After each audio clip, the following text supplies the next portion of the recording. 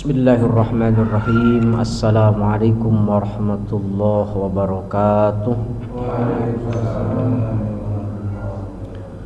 Bismillah, alhamdulillah, wassalatu wassalamu ala rasulillah Sayyidina Muhammad ibn Abdillah wa ala alihi wa sahbihi wa man tabi'a sunnatahu wa jama'atah min yaumina hadha ila yaumil qiyamah. Ashhadu an la ilaha illallah wahdahu la syarikalah wa ashhadu anna Muhammadan abduhu wa rasuluh. Allahumma fasalli wa sallim ala sayyidina Muhammadin wa ala alihi wa ashabihi ajma'in, amma ba'du. Fa ya ibadallah, usikum wa nafsiya bitaqwallah, fa inna taqwa junnatun min adabih. Subhanaka la ilma lana illa ma 'allamtana innaka antal alimul hakim. Rabbi shrah li sadri wa yassir li amri wahlul 'uqdatam min lisani yafqahu qawli. Allahumma salli ala nuril anwar wa sirril asrar wa tiryaqil aghyar wa miftahi babil yasar Sayyidina Muhammadinil Mukhtar wa alihil athhar wa ashabihil akhyar adada ni'amillahi wa ifdalih.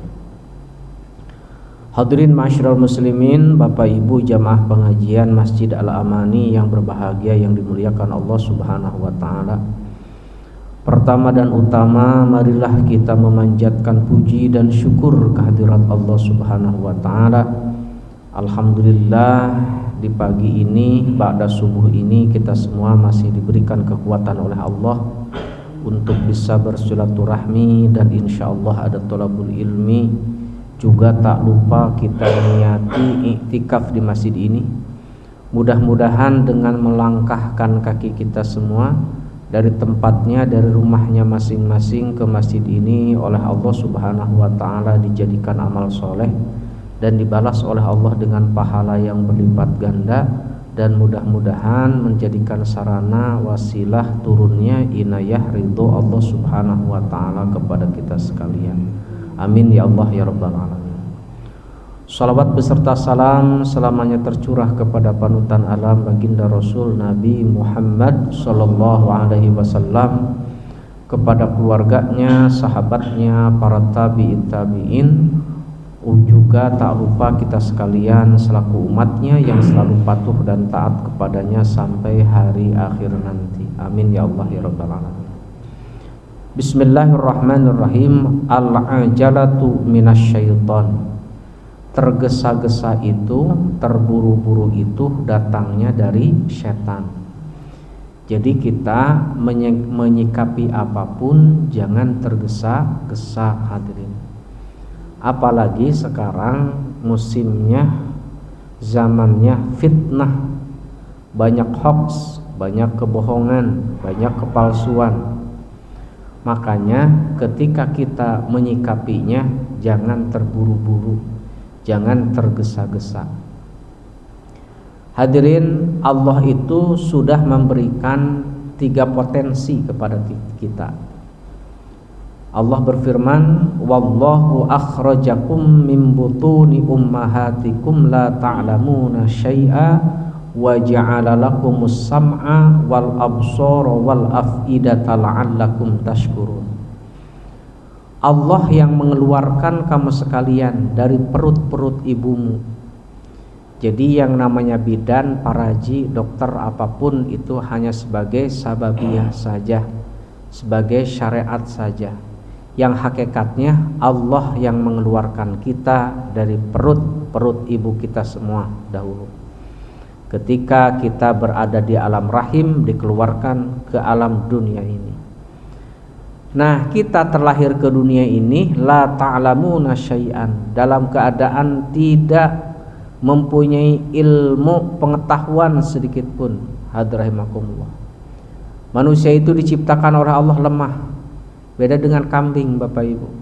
Kambing itu ketika terlahir tidak ada bidannya, tidak ada dokternya. Ketika lahir ibunya menjilatinya, beberapa menit kemudian kambing itu bisa berdiri, berjalan selangkah dua langkah terjatuh, kemudian berdiri lagi dan mencari air susu ibunya sendiri. Gitu kan? Selangkah dua langkah gebruk nangtung deui tororong. Manusia itu bayi tidak seperti itu hadirin rahimakumullah. Malah ada dua yang mengurusinya. Khusus ini bidan mengurusi ibunya, ini bidan mengurusi bayinya. Nah, setelahnya lemah manusia, lemah, la ta'lamuna syai'an. Kemudian kuat. Tsumma min ba'di dha'fin quwwatan, kuat. Cek Sunda nama keur memujihna buta tali, buta tulang, buta daging. Apapun ia makan. Yang keras, yang lembek, yang pahit, yang asin, yang masam, yang manis, yang pedas. Tapi ingat, summa mim ba'di quwwatin dha'fa wa syaibah. Setelah kuat kita akan lemah kembali. Nah, ketika lahir la ta'lamuna syai'an. Hadirin, kita lemah, tidak mempunyai ilmu pengetahuan sedikit pun, tidak mengetahui apapun. Hadirin, ketika lahir tidak ada orang yang menjadi pintar. Ta'allam falaisal mar'u yuladu 'aliman. Belajarlah, tidak ada seorang yang begitu dilahirkan menjadi pintar. Hebat berbicaranya, mempunyai kepintaran. Kalau harta bolehlah. Ketika orang kayanya, orang tuanya kaya, malah ketika dalam perut sudah diatasnamakan perusahaan ini, kebun ini, apartemen ini buat anakku yang masih ada di bayi. Bolehlah kalau itu. Tapi tetaplah ta'lamuna syai'an. Nah, Allah memberikan 3 potensi apa? Yang pertama, wa ja'ala lakumus sam'a, Allah memberikan pendengaran. Sam'u itu pendengaran, bukan telinga. Kalau telinga itu al-udhun.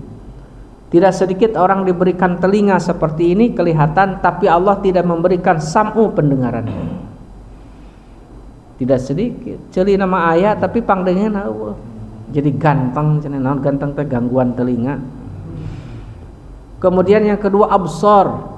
Absar itu penglihatan. Tidak sedikit Allah memberikan mata, al-ain, mata yang seperti ini kelihatan. Ada yang bulatnya di tengah hitam, kemudian di sekelilingnya putih. Tapi Allah tidak memberikan basarnya, absornya, penglihatannya. Jadi yang pertama pendengaran, kemudian yang kedua penglihatan. Wal afidah. Al-afidah itu jama dari fuad. Fuad itu artinya hati. Jadi pendengaran, mata dan hati.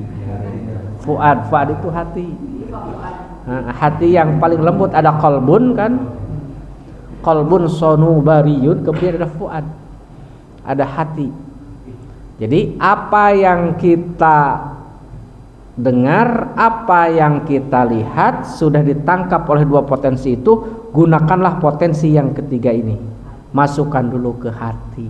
Hadirin, kalau sudah masuk ke hati, hati itu fungsinya sebagai filter, sebagai penyaring, maka yang keluarnya pun akan bagus. Andaikan airnya itu akan jernih, andaikan air kelapa perasannya itu akan menjadi saripati. Waduh, luar biasa kalau disaring dulu. Banyak orang itu mempergunakan potensi itu hanya 2, sam'u dan basar. Jarang sekali dimasukkan kepada fuad, hati, afidah.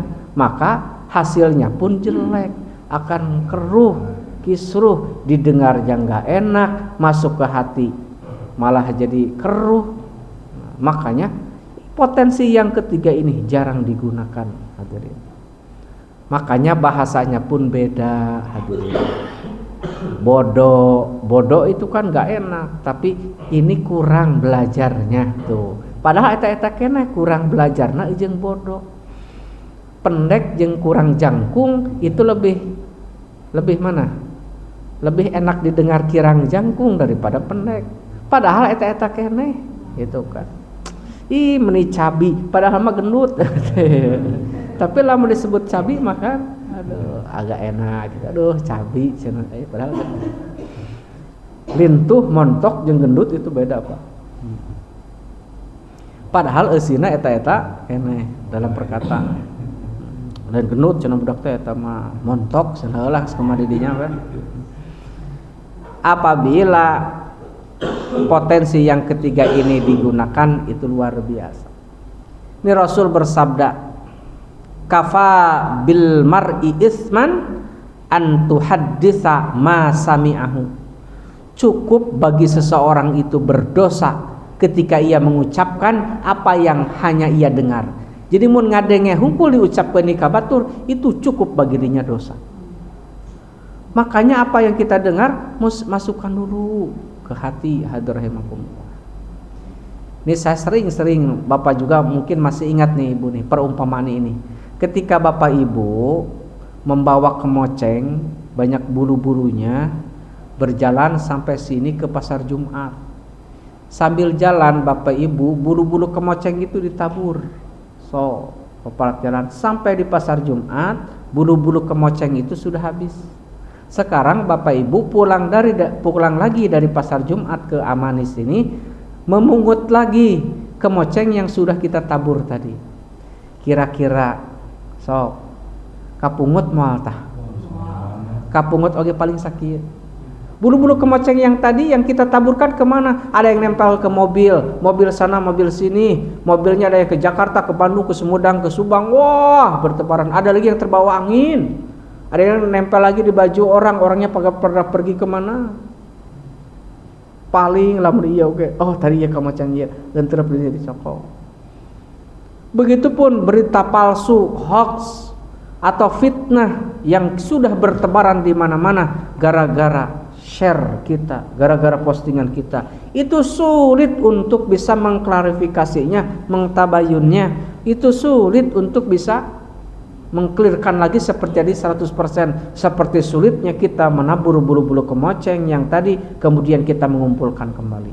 Maka pantas Allah berfirman, al fitnatu asyaddu minal qatl. Fitnah itu lebih kejam daripada pembunuhan. Kalau membunuh satu orang gara-gara fitnah bisa sampai ratusan ribuan orang. Peristiwa Sayyidina Utsman bin Affan sampai terbunuh itu gara-gara fitnah, Pak. Tidak klarifikasi dulu. Kemudian perang Jamal, waqatu Jamal, perang unta antara Sayyidina Ali dan Siti Aisyah itu gara-gara fitnah, Pak. Gara-gara fitnah. Coba mantu jeung mertua perang itu gara-gara fitnah. Makanya dengan fitnah akan terjadi korban ratusan, malah ribuan, malah puluh ribuan orang. Makanya hadirin jangan tergesa-gesa menyikapi sesuatu. 3 potensi yang ada pada diri kita ini gunakan. Allah mah bager. Subhanallah nya'ahna. Nih potensi ini gunakan. Ada sam'u, ada absor, kemudian jangan lupa ada afidah, ada fuad, ada hati hadirin. Laus kana hate mah keluar lagi bakal bagus. Dipikir-pikir dulu, kalau kira-kira ini mengandung hal sesuatu yang manfaat, silahkan sebarkan. Ada yang setiap hari Bu men-share setiap jam 5 subuh, nggak tahu di program atau nggak tahu apa itu. Hadis pertama, hadis kedua. Saya itu bahan ceramah itu kadang-kadang dari sana dibaca. Aduh, iya bagus bener ya. Saya hafalin. Semenit 2 menit katalar gitu kan. Terus sering saya sampaikan dalam pengajian, hafal. Terus dilihat lagi, oh ini hadis tentang ini. Itu bagus. Yang men-share hadis itu kemudian saya sampaikan dalam setiap pengajian, kemudian Bapak mengamalkannya dan itu menjadikan ilmu ngocor tangalir ganjaranana hadirin kepada yang men-share yang tadi. Saya amalkan. Mungkin bukan hanya saya, yang lainnya pun mengamalkan, menyampaikan. Hadirin terus mengalir pahalanya. Inilah nge-share atau prarubuh, kemudian keruh hati orang lain, jadi ambek orang itu. Padahal itu mah fitnah, ambek ke seseorang atau kita menjadi marah terhadap satu golongan yang difitnah dalam syar itu. Orang jadi ambek. Nah, untuk membersihkan kotoran-kotoran yang ada pada hati seseorang ketika sudah berpengaruh dengan postingan kita itu sangat sulit untuk membersihkannya, sebagaimana kita sulit memungut bulu-bulu kemoceng yang sudah bertebaran di mana. Tapi ada 5 hal yang harus disegerakan. Illa fi khamsi mawadhi'a. Kita tidak boleh tergesa-gesa melakukan sesuatu, menyikapi sesuatu, tetapi ada 5 hal yang harus disegerakan. Apa yang 5 itu? Fa innaha min sunani Rasulillah, karena yang 5 ini merupakan sunnah Rasulullah sallallahu alaihi wasallam. Yang pertama, it'amud dhaif idza nazala.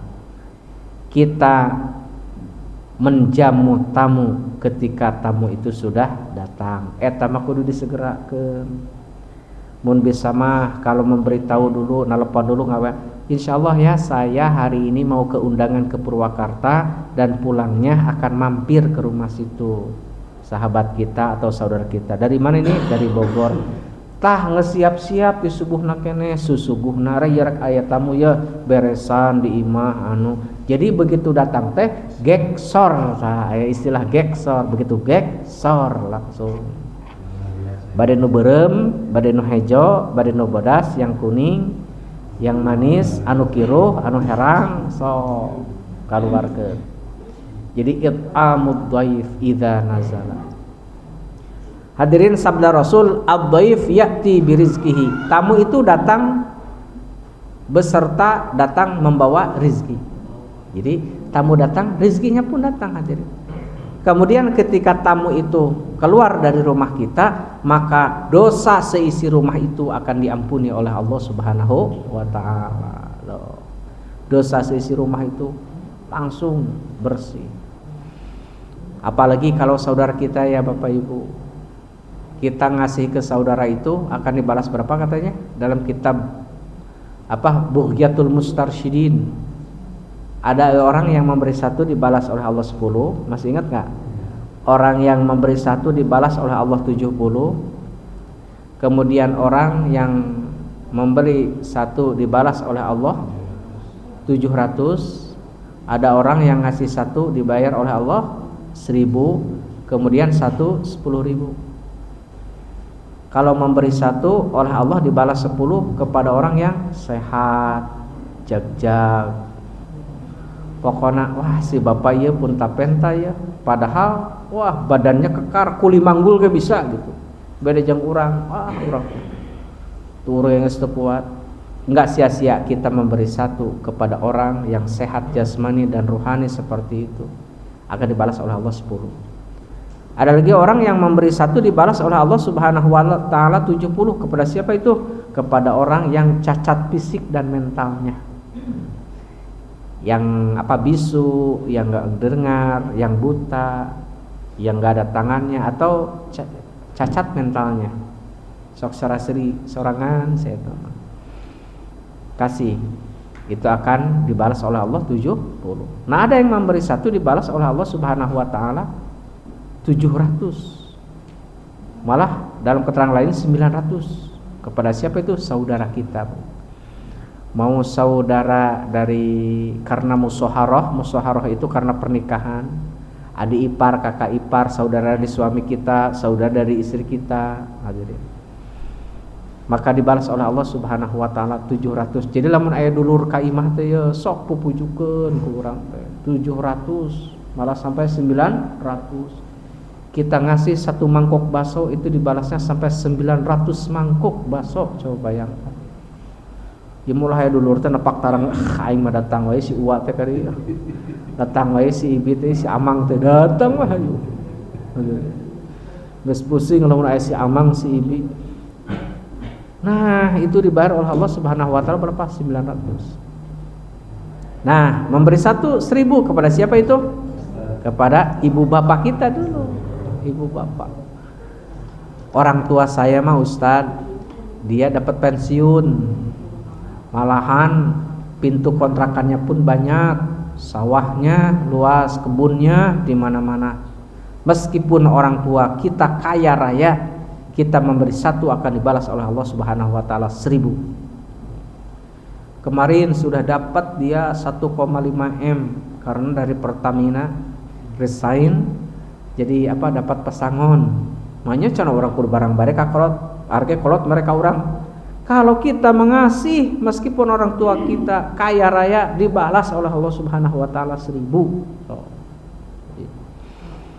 Luar biasa. Jadi kalau ada saudara kita atau siapapun, apalagi orang tua datang kepada kita, rahimakumullah, dipupujukkeun. Aduh, mata sakit, ayo diantar, dijemput ke rumahnya. Bawa eta biaya segala rupa, rahimakumullah, biaya ke dokter, nebus obat dan lain sebagainya, dibayar 1000 kali lipat kepada orang tua. Kepada saudara 700, kepada ibu bapak 1000 kali lipat. Apalagi yang bertamu datangnya gitu kan. Yang bertamu datangnya ulah imahkeun bae dulur ieu teh disuguhan. Sok we lamun hayang ngami masak sorangan tuh mie aya, endog aya di dapur pek olah urang mah sare we nonton TV we. Justru itu harus diprioritaskan. Ari batur nukatkeun kakara, ini teman saya waktu di SMP, waktu di SMU, ini teman saya waktu di kantor, saya kerja di sana, ini. Justru ini yang harus diprioritaskan. Tuh, jadi yang harus disegerakan itu yang pertama, ini yang termasuk sunnah Rasulullah SAW adalah it'amud dhaif idza nazala. Kita menjamu tamu apabila tamu itu sudah datang. Kapan batasannya? Kita harus memuliakan, menjamu tamu, menghormati 3 hari. Kalau lebih dari 3 hari, jaizah itu bonus. Jadi lamun geus 3 poe tamu datang, wayahnanya ayeuna mah ulah di rumah sarena rek dititipkeun di masjid, saya mau lapor ke ketua DKM, tidurnya di Masjid Al Amani, enak dah ada karpetnya, nanti saya kasih bantal di sana. Enggak apa-apa, ngan asapiraku gitu. Tapi kalau lebih dari 3 hari tetap kita menjamu, itu jaizah. Jaizah itu bonus, persenan gitulah kaurang. Karena kalau lebih dari 3 hari itu sudah menjadi mukim, bukan musafir lagi. Ibu berangkat ke Tasikmalaya, ke Jawa. Meskipun kita diam di sana, enggak pergi kemana-mana, boleh dikosor dan dijama, karena kita masih musafir. Kalau sebelum 3 hari, nyampe di sana maghrib, besokna masih di jama, di kosor, lohor jeung asar di jama, dua-dua jama dan kosor. Maghrib jeung isya di jama, maghrib ditarik, non isya ditarik ke maghrib. Malah maghribnya tetap 3 itmam, yang isyanya dikosor jadi 2 rakaat. Boleh selama 3 hari karena kita kedudukannya sebagai musafir. Tapi kalau lebih daripada 3 hari itu termasuk mukim, sudah menjadi mukim. Makanya kalau pergi ke sini kemudian mendirikan Jumatan, baru 1 hari di sini ikut Jumatan, maka kata Imam Syafi'i 40 itu harus ahrar muqimin, merdeka dan mukim. Dan balik ulah kaselapan 40 teh ku budak.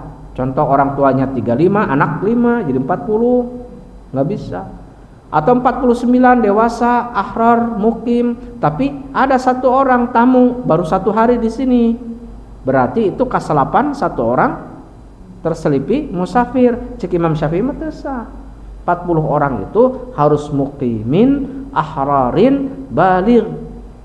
Kudu mukim, merdeka dan baligh. Ulah kaselapan ku budak leutik. Begitu ketat aturannya dalam Jumatan Imam Syafi'i.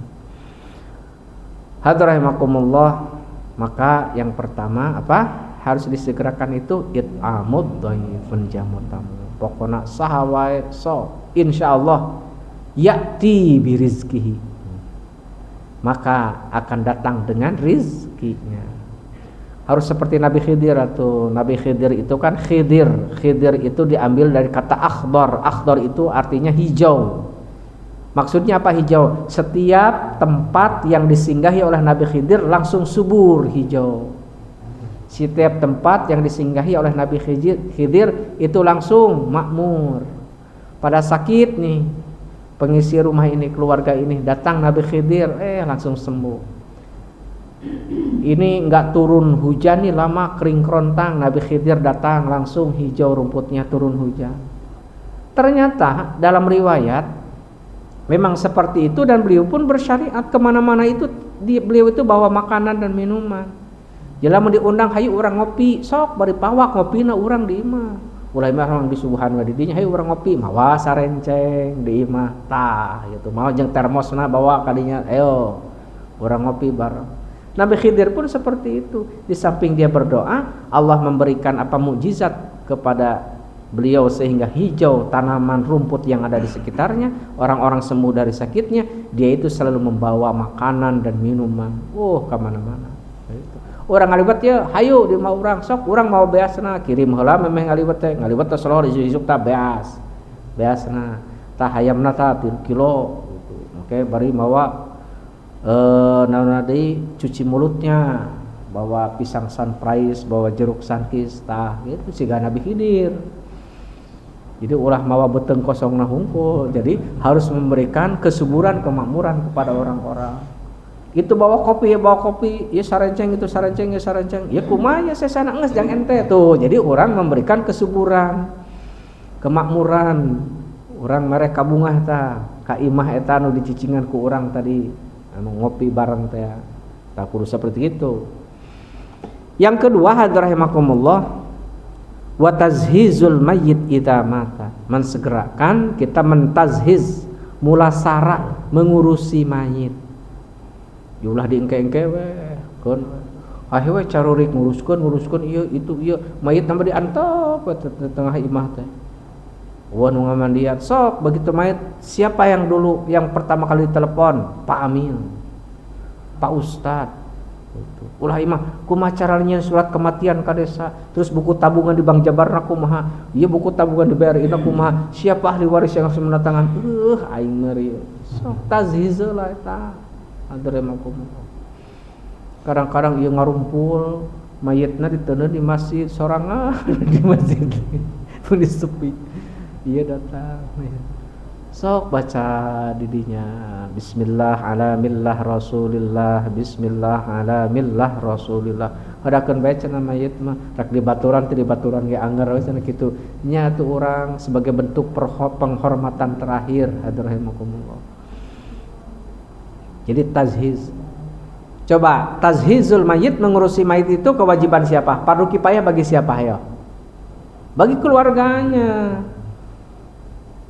Kalau ada anak laki-laki bagusnya, anak laki-lakinya 3. Jadi jangan sampai dimandikan di pamandianana. Suruh duduk begini semuanya anak laki-laki. Ngabaris 1, 2, 3. Jenazahnya simpan di sini besar 3 orang. Sok ini manjuran. Ini yang paling besar nih, yang membersihkan apanya? Yang membersihkan apanya? Muka, kepala dan dada ini, bagian perut ini, bagian kaki terus. Ini yang menjadi sandarannya. Karena teman dibalikin kan itu gampang, dibalikin bersihnya, disampuan. Seharusnya seperti itu. Nyata tong baru ngamandian sorangan, urang yang ngamandian diri sorangan teu bersih. Sok aya amil. Jangan ditinggalkan begitu saja, Pak Amil teh sok anak-anak teh bantuan. Nu mawa airna, nu bawa ieuna sok mantuan ngosokan, ieu mah diantepkeun rek ngagotong hararese. Ieu Pak Amil we. Ieu buru ka dieu atuh balikeun ieu jenazahna, ayeuna bagian punggungnya kita bersihkan, caricing di luar gitu kan. Lamun ngandalkeun kana kasedih mah sararea sedih ambung cenah teu kuat karena ieu panon carindul. Jadi tazhizul mayit, kemudian mengkafani, setelah dikafani salat jenazah, kemudian dikurebkeun. Sekarang mah di setiap daerah ada yang disebut dengan uang kematian ya. Jadi yang namanya kain kafan termasuk penguburannya itu sudah di cover di sana. Kemudian yang ketiga watazwijul binti idza balagat, menikahkan putrinya apabila sudah sampai usia. Menikahkan putrinya. Jadi jodohnya sudah ada, kemudian bekalnya sudah ada, kemudian dalam usia sudah masuk, sok buru-buru ulah dingkengke. Budak kesayang kawin enggak bisa ya. Nanti mau tamat dulu S2 dan S2-nya mau di Jerman, di luar negeri. Diperhitungkanlah kalau di Jerman itu 2,5 tahun sampai 3 tahun. Iya jodohna geus aya. Sok kawinkeun. ulah hayo karir gampang sakola mah bari kawin ge bisa rahimakumullah. Kadang-kadang orang tua gitu kala rek ditanya heula mapan jeung henteu. Kalau sudah punya rumah, punya mobil, punya pekerjaan tetap baru nikah. Kalau belum punya rumah mah belum nikah moal. Kayak boga imahna umur 50 tahun kumaha coba? Masih 50 tahun. Kan kemarin sudah diterangkan, ada rizki yang datang itu melalui apa? Pernikahan. Wa ankihul ayama minkum min ibadikum wa imaikum iyakunu fuqara ayughnihimullahu min fadli. Nikahkanlah laki-laki yang membujang, gitu kan. Laki-laki yang membujang di antara abid atau hamba sahaya, wa imaikum atau amat-amat. Iyakunu fuqara yughnihimullah. Kalau dalam keadaan fakir tidak punya apa-apa, Allah akan memberikan kekayaan, harta benda. Tong sieun hadrahimakumullah.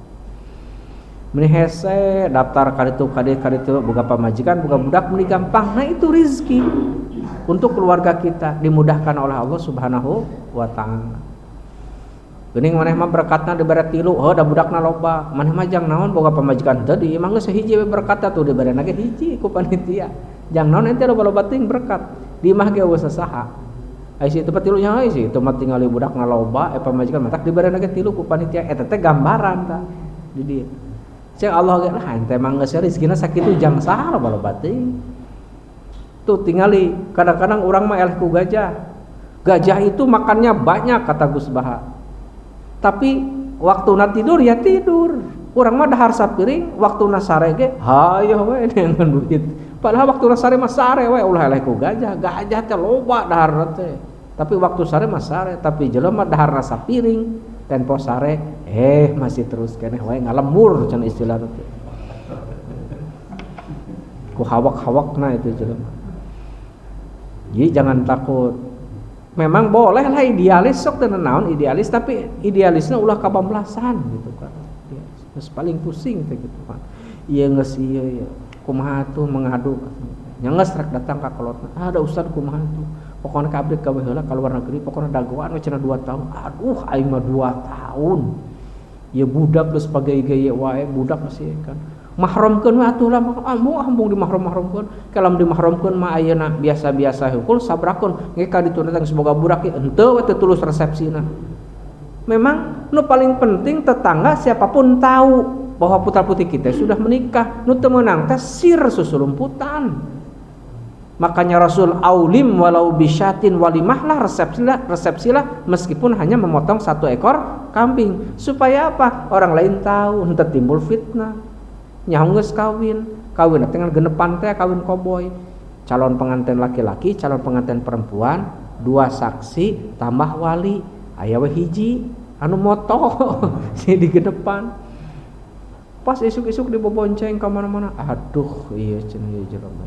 Geus mondok we bebeja ka RT urang gerebeg nyaho geus kawin teu beja-beja. Nu kitu ngaranna sir. Gitu. Ai di urang mah sirri teh apabila tidak dicatat di KUA kakarek cenah sirri.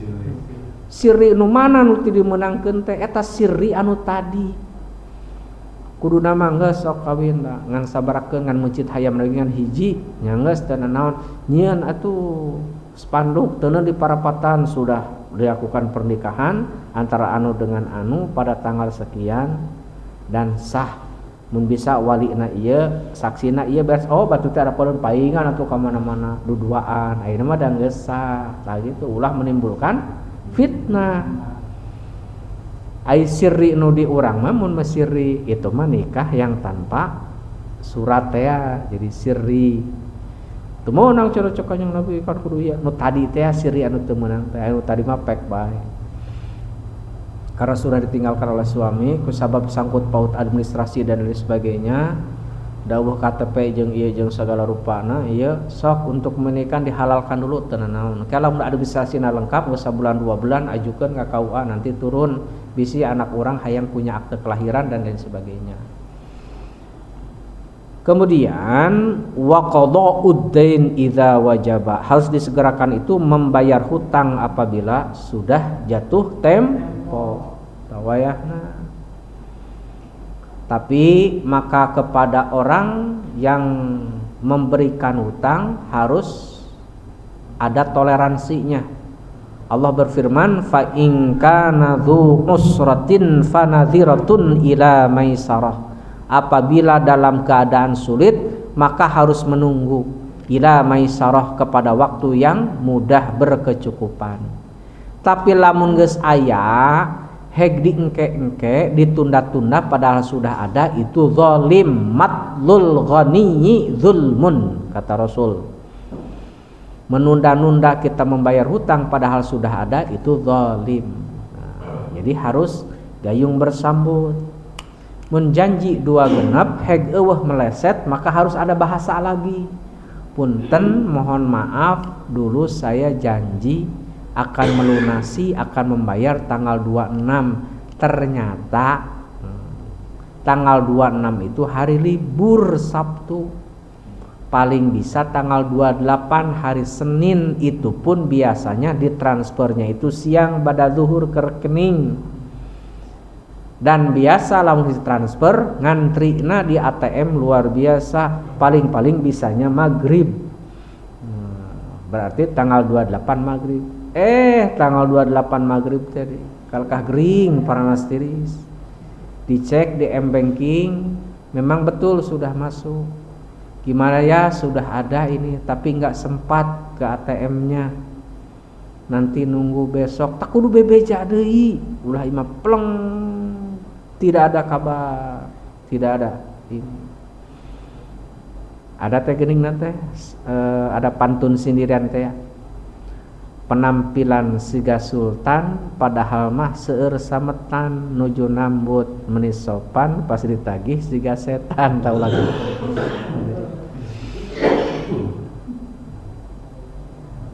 Jadi waqada'ud dain idza wajaba. Ini Rasul kan? Rasul, ini jenazah sudah dimandikan, sudah dikafani, siap untuk sholat. Mangga Rasul jadi imam. Katanya tadi ada urusan utang piutang. Enggak, bereskan dulu. Rasul pun beliau enggak mau bertindak sebagai imam untuk sholat jenazah ketika urusan utang piutangnya belum selesai. Makanya hadir rahimakumullah, nunggu lama mana? Itu lagi di perjalanan, dia sudah berkuda. Udah gini aja, mana ahli waris yang lainnya dikumpulkan. Ada yang disebut dengan hiwalah. Hiwalah itu memindahkan hutang dari almarhum kepada ahli waris. Udah, mana ini yang berpiutang, terus kumpul. Sekarang kita pindahkan hutang sangkut paut almarhum kepada ahli warisnya. Siap ahli waris menerima? Beres. Setelah itu dan nunggu anu itu teh masih lama. Sedangkan waktu sekarang udah hampir maghrib lah sore, mantap cepat disolati kemudian dimakamkan. Nah, terimakumullah, jadi penting kalau ada kematian ada sambutan mewakili keluarga almarhum. Ada kata-kata, yang pertama kan mengucapkan terima kasih, hanya itu saja. Yang pertama mengucapkan terima kasih kepada Bapak Ibu yang hadir, yang sudah berbelasungkawa, takziah, kemudian melaksanakan fardu kifayah. Kita doakan mereka juga, mudah-mudahan kebaikannya diterima oleh Allah Subhanahu wa taala. Yang kedua, mohon maaf. Ini almarhum almarhumah manusia biasa, ketika bertetangga hidup dengan kita, banyak kesalahannya, yang besar yang kecil terus. Mohon maaf. Nah, yang ketiganya ini, apabila ada sangkut paut hutang piutang hakul adami, maka datang kepada saya langsung. Mungkin kita kurang berat kepada istrinya ahli warisnya untuk menyelesaikan ini. Yang keempat, mendoakan jenazah, mendoakan keluarga yang ditinggalkan. Ulah kemana-mana sambutanna. Justru yang inti itu eta, ieu menerangkan ayat Al-Qur'an begini tentang kematian anu inti eta henteu. Justru yang intinya kalau ada sangkut paut hutang piutang. Siga jelema anu ngumumkeun naon kematian, innalillahi wa inna ilaihi raji'un, telah meninggal dunia. Mudah-mudahan didoakeun umur panjang. Mudah-mudahan diterima iman Islamnya, diampuni segala dosanya. Terus nama yang meninggalnya enggak disebutkan, justru itu intinya. Kabeh kararieu we saha atuh itu nu maot teh itu. Saha atuh itu nu maot teh, yang makan dia mulu. yang masak dimatiin dulu kompornya itu siapa? Ya kuatir lagi. Itu saha tuh nomorna. Justru itu intinya itu. Lain doana, lain iona dan sebagainya kita harus taziah. Nah eta saha nu maotna. Terakhir hadir rahimakumullah, yang harus disegerakan itu wat taubatu minadz-dzunubi idza farata, kita bertaubat dari dosa apabila terlanjur melakukannya. Bertaubat.